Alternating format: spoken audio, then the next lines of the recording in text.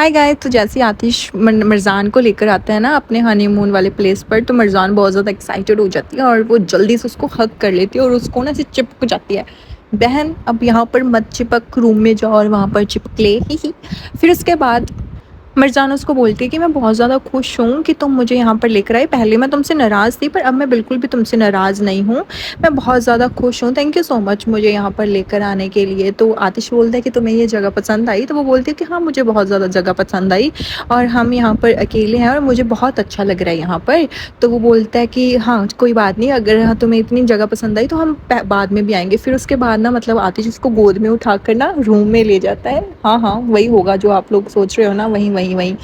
अभी रुक जाओ, सब्र करो। फिर उसके बाद वो ना मतलब आतिश की तारीफ़ करने लगते हैं कि मतलब मेरे को तो बहुत ज़्यादा अच्छा लगा, मुझे स्वर्ग जैसा फ़ील हो रहा है। बहन अभी आगे जाके तेरे को और भी अच्छा फ़ील होगा। फिर उसके बाद ना फिर वो बोलती है कि मतलब मैं यहाँ पर बहुत ज़्यादा खुश हूँ और मैं हमेशा चाहती हूँ कि तुम हमेशा इसी तरीके से खुश रहो और मैं तुम्हें हमेशा खुशी देखना चाहती हूँ। तो वो भी बोलता है कि मैं भी तुम्हें खुश देखना चाहती हूँ। तो वो जैसे ही उसको किस करने वाला होता है, अब तो मरजान भी उसको धक्के नहीं मार रही पर नॉक कर देता है कोई गेट। क्यों हमारी उम्मीदों पर पानी फेरने आ जाते हो? फिर ना मरजानों से पूछते कि क्या तुम्हारा कोई गेस्ट आने वाला था? वो बोलता है कि नहीं। वो बोलते हैं कि शायद मिस्टेक होगी। फिर वो दोनों ना बाहर मतलब ऐसे जाते हैं, वो देखने लगते हैं, तो वो होती है स्टेट एजेंट। तो वो बोलती है कि मैं जस्ट यहाँ से जा रही थी तो मैंने सोचा मैं तुमसे बात कर लूँ, क्या सब कुछ तुम्हारे लिए ठीक लग रहा है? और वो फ्रूट की बास्केट लेकर आई होती है। वो बोलती है कि अगर तुम्हें कोई प्रॉब्लम है तो कोई रिक्वेस्ट करनी है तो तुम मुझे बता सकते हो। और वो बेसिकली आतिश के साथ ना सिर्फ फ्लर्टी कर रही होती है। तो वो आतिश भी खुश होकर बोलता है कि हाँ हाँ, सब कुछ ठीक है। तो मरजान ये देख रही होती है और मरजान हो जाती है भाई जेलस। तो जैसे वो फ्रूट की बास्केट पकड़ाती है ना, तो मरजान उसके हाथ से वो फ्रूट की बास्केट छीन लेती है और बोलते कि हाय, आई एम मरिकान करहान, मैं आतिश की वाइफ हूँ। तो आतिश भी स्माइल कर रहा होता है और उसको पता चल रहा होता है कि मरजान ना बिल्कुल मतलब ऐसे जेलस हो गई है, पर वो मानेगी तो नहीं, मतलब जिद्दी लड़की तो है। फिर उसके बाद वो लड़की से मिलती है और लड़की भी उसके साथ ऐसे हैंडशेक वगैरह कर लेते हैं। वो बोलती है कि ओ माय गॉड, मैं मुझे बहुत अच्छा लगा तुमसे मिलकर। फिर वो बोलती है कि बहुत अच्छे प्लेस पर आए हो तुम, कोई भी प्रॉब्लम है तो बता दीजिए, कुछ भी चाहिए तो बता दीजिए। वो मतलब बेसिकली आतिश को बार बार ऐसे बोल रही थी और आतिश को ही मतलब उसकी तरफ ऐसे देख सी रही थी। तो मरजान ना मतलब उसको बोलते कि नहीं, हमें किसी भी चीज़ की ज़रूरत नहीं है, हम यहाँ पर आए हैं, हम एक दूसरे के साथ टाइम स्पेंड करने के लिए आए हैं। फिर वो आतिश को बोलती कि मैं तुम्हें ना अपना पर्सनल नंबर दे देती हूँ और तुम इससे कॉल कर सकते हो। तो जैसे ही आतिश उसका नंबर पकड़ने लगता है ना, तो मरजान उसका नंबर पकड़ लेती है और उसको पकड़ के बोलती कि थैंक यू सो मच, हमें बहुत अच्छा लगा कि तुम यहाँ पर आई, पर अब हम अकेला रहना चाहते हैं, अब तुम जाओ। और उसका हाथ पकड़ कर ना दरवाजे से बाहर फेंक आती है। भाई उसको सच में I just love this girl. भाई फिर मतलब अब आतिश तो गया समझो। तो फिर वो बोलती है कि तुम्हें ज़्यादा अच्छा नहीं लग रहा था तुम मतलब उसके पास रहकर? तो वो बोलता है कि क्या तुम्हें जलन महसूस हो रही है? वो बोलती है क्यों, मुझे क्यों जलन महसूस होगी उससे? तो वो बोलते हैं कि जलन तो तुम्हें हो रही है। वो बोलती है बिल्कुल भी नहीं, मेरे को जलन क्यों महसूस होगी, वो जस्ट वैसे ही वहाँ यहाँ पर आई थी। वो बोलती है कि अच्छा, मेरे को तो दिख रहा था इसलिए तुम उसका हाथ पकड़ कर बाहर फेंक आई। वो बोलती है कि बिल्कुल भी नहीं, मेरे को कोई जलन नहीं फील हो रही, मैं जस्ट तुम्हारे साथ बात कर रही हूँ कि वो तुम्हारे ऊपर ज़्यादा चढ़ रही थी और तुम ज़्यादा ही नहीं कुछ खुश हो रहे थे। आतिश, तुम्हें ज़्यादा अच्छी लग रही थी क्या? वो बोलता है कि नहीं, ऐसी बात नहीं है।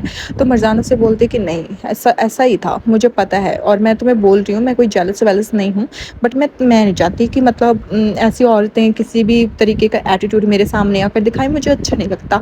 और मेरे को इसलिए वो अच्छी सी नहीं लग रही थी और ज़्यादा बोल रही थी और मेरे को ना ही वो मतलब ऐसे अच्छी लग रही थी, इसलिए मैंने उसको मतलब बाहर फेंक दिया। तो आतिश बोलता है कि नहीं नहीं, गड़बड़ तो है। आतिश मतलब समझ आता है कि ये तो वही मरजान के काम है, भाई इनको थोड़ा सा स्पेस दे दो, अब ये फिर नहीं कुछ करेंगे, अभी फिर इनको 2-4 दिन लग जाएंगे गाइस रोमांस करने में। फिर उसके बाद ना आतिश उसको फिर से मतलब उसके पास जाता है और मतलब उसको पकड़ से लेता है और उसको ना मतलब ऐसे पूछी पूछी करने की कोशिश करता है, पर वो किसी भी से करने ही नहीं देती। वो बोलती है कि चलो यहाँ से चलते हैं, ये मरजान ये शादी के बाद भी नहीं सुधर रही है, इसको कोई समझा दो गाइस। फिर उसके बाद ना आतिश बोलता है कि मतलब अब मैं तुम्हें तो मना कर ही रहूँगा और मतलब मरजान वहाँ से चली जाती है। वो बोलते फिर मतलब फिर से बोलता है कि मैं इसको तो मना कर ही रहूँगा कि ये जेलस फील कर रही थी। तो फिर वो मतलब पीछे पीछे मरजान के चला जाता है। फिर हम यहाँ पर देखते हैं हमारी टुकलू सी इलुल को, इलुल ना सफाई कर रही होती है क्योंकि उसकी जो मतलब केयर टेकर होती है ना उसने बोला होता है, और वो सफाई करते करते बोल रही होती है इससे तो मैं कचरा ही उठाती अच्छी थी, मुझे कम काम तो करना पड़ता था। और यहाँ पर ना फिर मतलब वहाँ नरमीन आ जाती है, नरमीन बोलती है कि तुम्हें इतना कुछ करने की ज़रूरत नहीं है, बाकी जो काम रह गया ना वो काम वाले कर लेंगे, अब तुम मत करो। वो बोलती है कि नहीं नहीं अभी तो वैसे लिविंग रूम ही रह गया, वैसे भी बाकी तो सारा काम हो गया तो वो मैं कर लूँगी। तो नरमी बोलती है कि कोई बात नहीं वो कर लेंगे, वो बोलती है कि नहीं नहीं मैं कर लूँगी। वो बोलती है कि तुम्हें अपने आप को ना इतना ज़्यादा थकाना नहीं चाहिए, और वैसे तुम्हारी मर्ज़ी है जो भी करना है तुम करो, बट स्टिल अपनी मतलब तबीयत का ज़्यादा ध्यान रखो। आई जस्ट लव नरमीन यार, ये मतलब नरमीन जब से सुधरी है ना मेरे को इसका करेक्टर बहुत ज़्यादा पसंद आ रहा है। फिर उसके बाद बेचारी ना मतलब चुप हो जाती है, फिर नरमीन उसको बोलती है कि अगर तुम्हें किसी भी चीज़ की ज़रूरत हो तो प्लीज़ मुझे बता देना, इतना बोलकर वो चली जाती है। और इलुल हमारी थक जाती है और बेचारी बैठ जाती है, और वहीं पर आ जाती है इसके केयर टेकर। यार इसके केयर टेकर के चांटने मारूं पहले तो मैं, मेरे को बिल्कुल भी अच्छी नहीं लगती। वो आके उसको बोलती है कि मैं तेरे लिए कॉफ़ी भी लाऊं क्या, ऐसे बैठी है। तो फिर वो बोलती है कि तुम चाहती क्या हो, हाँ तुम चाहती क्या हो। वो बोलती है कि जाओ खड़ी हो जाओ और सब कुछ ध्यान दो, और जो जो चीज़ें हैं ना वो साफ़ करो। तो इलुल बोलती है कि मतलब मैं ना बस थक चुकी हूँ, मैं तुमसे थक चुकी हूँ, मैं सब चीज़ों से थक चुकी हूँ, मुझे कुछ भी नहीं चाहिए। तो मतलब उसकी केयर टेकर ना ऐसे ज़ोर ज़ोर से उसको मतलब डांटने लग जाती है कि बकवास बंद करो, तुम्हें कुछ भी अलाउ नहीं है ऐसे बोलना, जो मैं कहती हूँ तुम्हें करना ही पड़ेगा। और इलुल भी ना ऐसे बोलती है कि मतलब मैं तुम्हारे हाथों में आ गई ना, इससे अच्छा तो जब मेरे माँ बाप ने मुझे छोड़ दिया था ना मैं वहीं के वहीं मर जाती, मैं तुम्हारे साथ तो बिल्कुल भी नहीं रहना चाहती थी।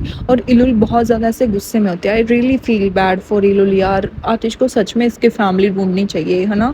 मतलब वो अभी अपने रोमांस में बिजी है, चलो उसको रोमांस करने देते हैं, बट रोमांस और हनीमून बनाने के बाद जब इसको ना मतलब इलुल पर ध्यान देना चाहिए थोड़ा सा। हम भी ऐसे ज़्यादा नहीं करेंगे कि रोमांस ही देखना है, इलुल का भी देखना है हमें। फिर शायद उसको पता चल जाए कि इसकी बहन ही है। फिर उसके बाद हम देखते हैं आतिश और मिर्ज़ान ना ऐसे मतलब बीच पर घूमने आते हैं। तो जैसे वो घूमने आते हैं ना तो वो बोल रही होती है, मतलब उसी लड़की की मतलब बातें कर रही होती है। वो बोलती है कि कितना चिपक रही थी ना वो तुम्हारे साथ, और तुम्हें देख देख कर बातें कर रही थी, मेरे को बिल्कुल अच्छा नहीं लग रहा था।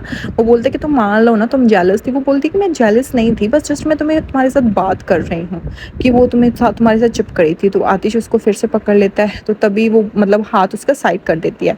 तो तभी ना वहाँ पर कैंडी वाला आ जाता है। तो वो बोलता है कि मतलब कैंडी लेनी है।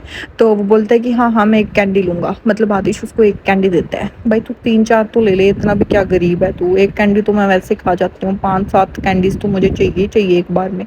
फिर उसके बाद ना मतलब मिर्ज़ान वो कैंडी खाने लग जाती है, और मिर्ज़ान के ना मुंह पर वो कैंडी लग जाती है। भाई आज तक ऐसा हुआ है कि किसी के कैंडी लग जाए, वो भी चबाने वाली, वो भी लिप्स पर फिर नहीं, हमारे यहाँ पर तो इसको रोमांस करना है ना। फिर वो उसके मतलब लिप्स में से वो कैंडी उतारता है और वो अपने अपने अपने आप खा जाता है। वाह। फिर उसके बाद वो आगे जाते हैं। फिर उसके बाद वहाँ पर ना बैलून वाला आ जाता है। तो वो बोलता है कि बैलून लेने हैं, तो मिर्ज़ान कुछ नहीं बोलती। तो वो सारे बैलून आतिश उससे ख़रीद लेता है। फाइनली यहाँ पर उसने सारा कुछ ख़रीद लिया। अमीर बंदा है भाई, तू दिल खोल थोड़ा सा। फिर उसके बाद वो बोलता है कि मतलब मैं इसी तरीके से तुम्हें हमेशा अपने पास रखूँगा जिस तरीके से ये है। वो बोलती है काश मैं बैलून की तरह हमेशा के लिए उड़ पाती, और तुम मेरे साथ प्रॉमिस करो कि हम एक दिन एक यहाँ से हम दोनों बहुत दूर चले जाएंगे जहाँ पर कोई भी नहीं होगा। तो आतिश उसे बोलता है कि आई प्रॉमिस, हम इतनी दूर चले जाएंगे जहाँ पर हमें डिस्टर्ब करने वाला कोई भी नहीं होगा, ये दुनिया हमारे प्यार के आगे छोटी पड़ जाएगी। हाय क्या ही लाइनें मार रहे हैं गाइस, ये क्या ही रोमांस कर रहे हैं। I just love it guys. ये जल्दी जल्दी से सूखा फीका सा रोमांस ख़त्म करो, हमें अच्छा सा रोमांस दिखाओ जल्दी से। मिलते हैं नेक्स्ट वीडियो में, बाय।